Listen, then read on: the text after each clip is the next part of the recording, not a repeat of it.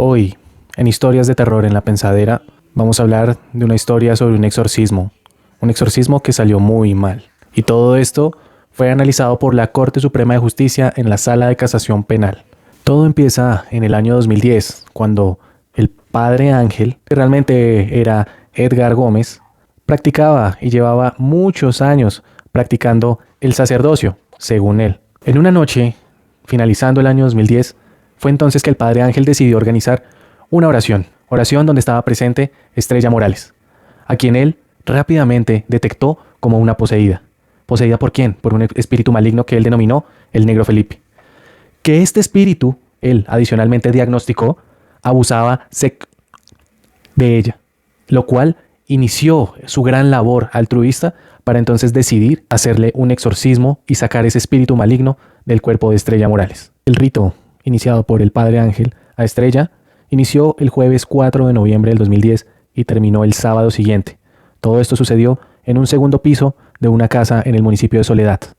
Todo esto auspiciado por dos personas, dos creyentes del padre Ángel, más una asistente. Durante el transcurso de esta ceremonia, el padre Ángel le realizó a Estrella varios procedimientos a través de los cuales sus dedos fueron introducidos en varias de sus cavidades de reproducción sexual. Adicionalmente, en estas mismas fueron introducidos billetes y en sus oídos y en su nariz fueron clavadas agujas. Adicionalmente, Estrella fue golpeada repetidamente, causándole un gran dolor. Y adicionalmente, dentro de todos estos procedimientos de este dichoso ritual, el padre Ángel la obligaba a consumir únicamente sal y miel, aparentemente, según lo que consta en el expediente, lo cual le causó una gastritis hemorrágica, con un increíble e innombrable e indescriptible dolor para Estrella, quien decía ser poseída. Sin contar con que, aparte del maltrato ya descrito, tenía laceraciones en su lengua, cortes que, sin ninguna explicación o motivo, estaban allí, presentes en el ritual. Y ahora, mientras todas y cada una de estas cosas anteriormente descritas sucedían, en el primer piso estaban aquellas dos personas que estaban apoyando el procedimiento, apoyando el ritual, y ellos, en un acto de fe, casi de locura, escuchaban todo lo que sucedía. Y mientras todo eso pasaba, ellos en un equipo de sonido reproducían cánticos y oraciones de carácter religioso, apoyando el ritual. Durante todo el transcurso de esta ceremonia, el acto final que resolvió terminar el ritual fue la muerte de Estrella. Todo porque eso tiene el nombre de asfixia mecánica. Y esto sucedió alrededor de las 2 de la tarde de ese sábado. Después de la muerte de Estrella, tuvieron que pasar 8 horas para que la madre, las hermanas y los familiares de Estrella insistieran al padre Ángel que querían verla.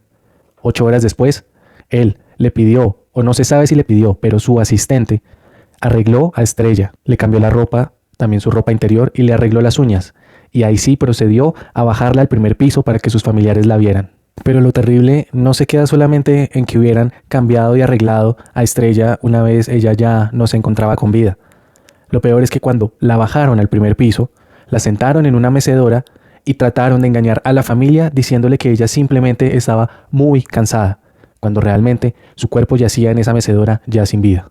Las dos personas que facilitaron la casa donde se realizó ese ritual ya sabían que el padre Ángel realizaba ese tipo de actos violentos, porque resulta que un día antes del procedimiento hecho a Estrella, a un familiar de ellos ya les había realizado un exorcismo, causándole varias lesiones similares a las que ellos sabían que ya le estaba cometiendo a Estrella durante el ritual.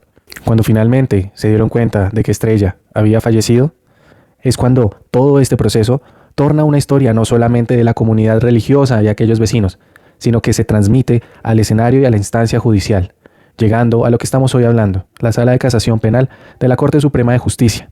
Lo primero que destacó la Corte y los jueces al analizar este caso es que el padre Ángel llevaba más de 10 años siendo observado y tratado por un trastorno afectivo bipolar con manifestaciones psicóticas de contenido mágico y religioso.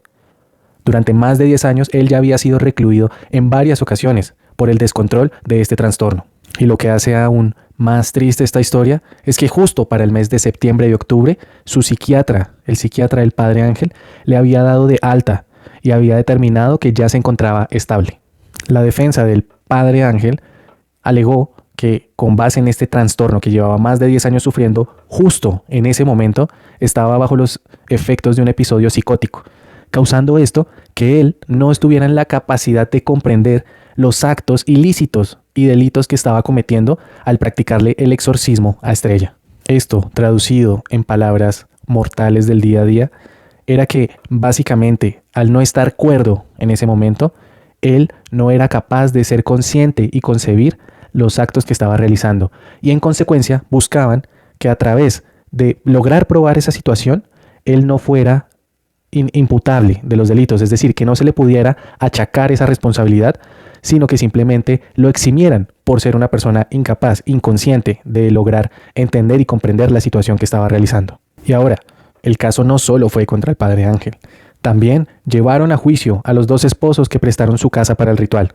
Ellos, en su defensa, alegaron que bajo su derecho constitucional de libertad de culto, es decir, yo tengo la posibilidad de creer en lo que quiera y expresarme religiosamente, yo simplemente presté mi hogar para un ritual de liberación religioso. Y entonces estas personas alegaron un concepto que se llama el principio de confianza, en el cual ellos dicen que confiando en el Padre Ángel, dejaron que él usara su casa y le prestaron los objetos que él utilizó en el ritual para torturar, lastimar y finalmente a Estrella, eran simplemente un ejercicio neutro donde ellos no eran capaces de pensar, prever o siquiera imaginar que el resultado de Estrella iba a ser, en este caso, pese a los argumentos esgrimidos por los investigados, la Corte Suprema de Justicia casó la sentencia de segunda instancia y confirmó la sentencia de primera instancia. Es decir, confirmó que el padre Ángel y las personas que estuvieron allí presentes, los esposos que prestaron su casa y la persona que sirvió como asistente del ritual, fueron culpables. ¿Culpables de qué? De homicidio doloso agravado, así como de acceso carnal en persona incapaz de resistirse. La Corte determinó que fueron culpables bajo la modalidad de dolo eventual. ¿Qué quiere decir esto? Que ellos actuaron sabiendo que lo que podían hacer podía incurrir en uno o varios delitos. Pese a que no querían que eso ocurriera, sabían los riesgos y los asumieron. Situación que es más difícil de asimilar desde el punto de vista emocional, pero que desde el punto de vista judicial atienden como asumieron el riesgo del fallecimiento de Estrella y aún así actuaron con total indiferencia frente a ese resultado. Respecto al padre Ángel, desestimaron que él se encontraba en un proceso o en un episodio psicótico y que él sí era consciente de lo que estaba haciendo. Todo esto a raíz de una serie de testimonios donde analizaron su comportamiento frío y calculador a la hora de determinar estos rituales. Y ahora, a los cómplices, adicionalmente, se les recalca que tuvieron desde el jueves hasta el sábado para impedir la realización de este ritual, para que impidieran todas aquellas barbaridades que ellos estaban escuchando y que finalmente facilitaron para que esto ocurriera. Finalmente, la Corte logra hacer un análisis donde determina que la libertad de culto no es una carta blanca abierta para que cualquier persona pueda lastimar a otro amparándose en su derecho a creer en cualquier religión que la persona desee. Este es un caso de la vida real, que ojalá simplemente hubiese sido la narración de alguna película de terror, pero no lo fue. Un caso que afortunadamente fue tratado por la justicia y en donde se encontraron los culpables y ahora están pagando por los delitos que cometieron. Nos vemos para otra historia en La Pensadera.